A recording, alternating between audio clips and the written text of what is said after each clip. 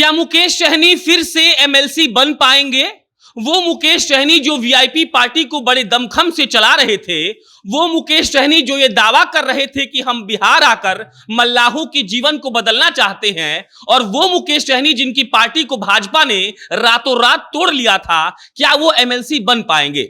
आज का ये सवाल यही रहेगा, इसीलिए क्योंकि एमएलसी के चुनाव होने वाले हैं, 20 जून को वोटिंग होगी और एमएलसी बिहार में 7 एमएलसी रिटायर हो रहे हैं, मतलब कि उनका कार्यकाल पूरा हो रहा है। उसमें से एक नाम मुकेश सहनी का भी है।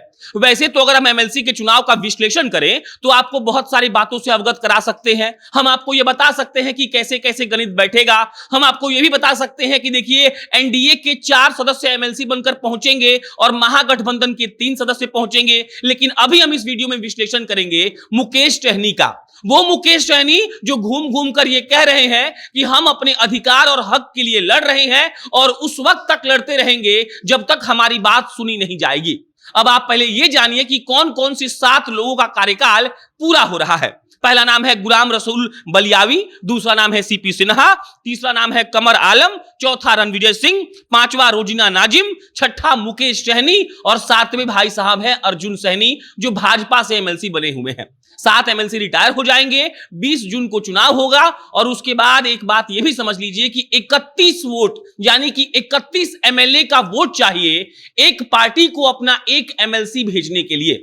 अब आप अगर आंकड़ों में घुसना चाहेंगे तो आपको यह समझ में आ जाएगा कि एनडीए अपने सारे दलों को मिला ले तो उसका 4 सीट पर जीतना तय है, और अगर राजद महागठबंधन मिला ले तो उसका 3 सीटों पर जीतना तय है। अगर हम इतिहास में जाएं तो 2016 की बात करते हैं, जब बिहार में महागठबंधन की सरकार थी। उस वक्त जदयू के 2 एमएलसी थे, आरजेडी के 2 एमएलसी थे, भाजपा, कांग्रेस और वीआईपी के 1-1 एमएलसी थे।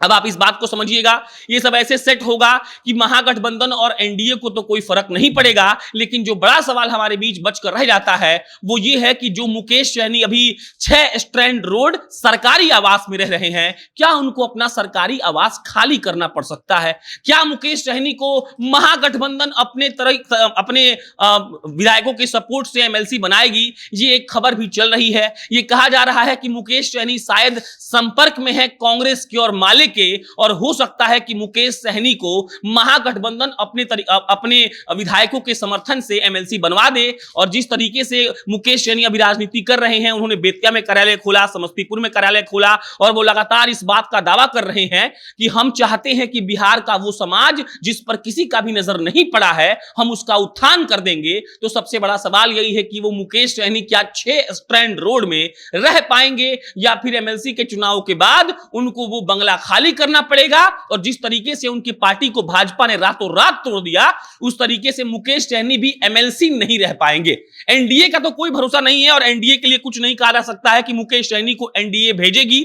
लेकिन कहीं ना कहीं इस बात की थोड़ी बहुत चर्चा जरूर है कि कहीं महागठबंधन मुकेश सहनी को अपना ना ले। वैसे भी जब से लालू प्रसाद यादव कल रात से आए हैं, यह कहा जा रहा है कि बिहार की राजनीति करवट लेगी। उनके बड़े बेटे तेज प्रताप यादव ने फेसबुक पर लिखकर इस बात का आह्वान भी किया है कि माटी के लाल आ गए हैं और अब देखिए कि बिहार की राजनीति कैसे बदलती है।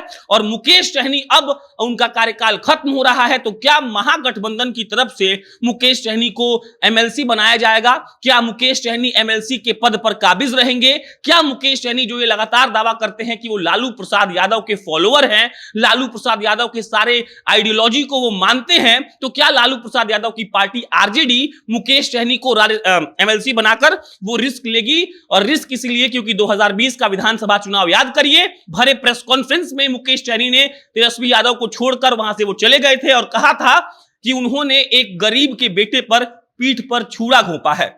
आप समझिएगा, राजनीति में ऐसा होते रहता है।